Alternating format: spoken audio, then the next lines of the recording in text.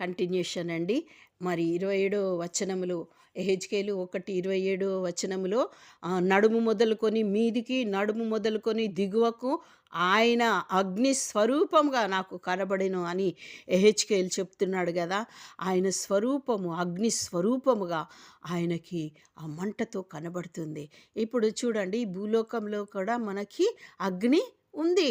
మరి ఈ అగ్నిని మనం దేనికి ఉపయోగిస్తామండి? అగ్ని కావాలా?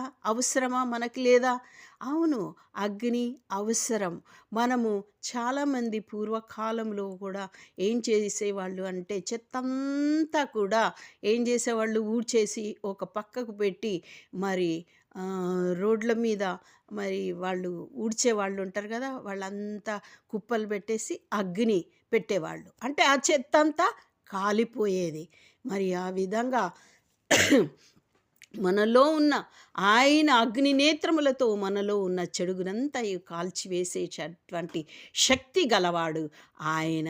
అంతేగాని మరి అగ్నిని మనం అగ్నిలో పోయి కూర్చుంటే కాలిపోతాం కదండి. అగ్నిని ఏ విధంగా ఉపయోగించుకోవాలో మనం ఆ విధంగా ఉపయోగించుకుంటాం. అగ్నితో మరి మనం ఏంటి మంటతో మనం ఏం చేస్తామండి? వంట చేసుకుంటాం కదా! మంటతో వంట చేసుకుంటాం.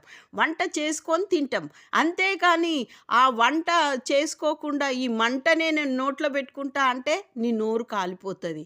ఈ అగ్ని వంటి యెహోవా అగ్ని స్వరూపముగా ఉన్న ఆయనను మరి మనము నోటిలోనికి తీసుకొని వ్యర్థమైన మాటలు మాట్లాడితే ఏమైపోతుందండి? నోరు కాలిపోతుంది. ఆ నోటిలోనికి మనం అగ్నిని తీసుకోవద్దు. నోటిలోనికి వచ్చేటటువంటి ఆహార పదార్థములను మనము వండుకోవటానికే ఈ అగ్ని.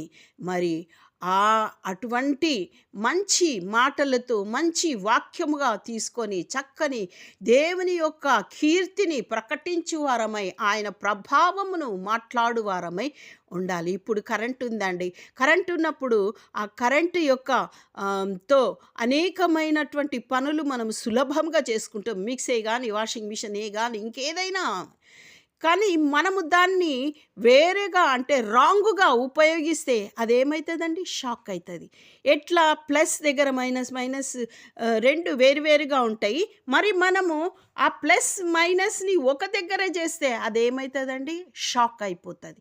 కాబట్టి కరెంటును కూడా మనం కరెక్ట్గా ఉపయోగించుకుంటే అది మనము తేడా మాటలు మాట్లాడితే అంటే తేడాగా ఆ విద్యుత్తును ఎందులో నుంచి? నీళ్ళలో నుంచి వస్తుంది. మరి బొగ్గులో నుంచి వస్తుంది విద్యుత్తు. మరి అటువంటి బలమైన